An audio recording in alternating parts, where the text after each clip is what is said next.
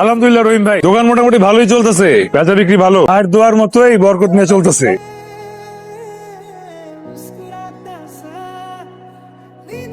গতকাল আপনাকে দেখে হিহি করা ঠিক হয়নি, সরি।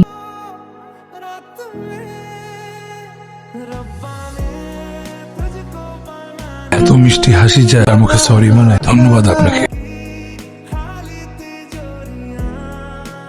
নাম্বারটা কি দেয়া যাবে? নাম্বার দেয়া কি এখন ঠিক হবে? নাম্বার তোমার? আচ্ছা ঠিক আছে, দে। 0-1। হ্যালো মিষ্টি মেয়ে, আমি হৃদয়। হ্যালো দুষ্ট ছেলে, আমি কথা।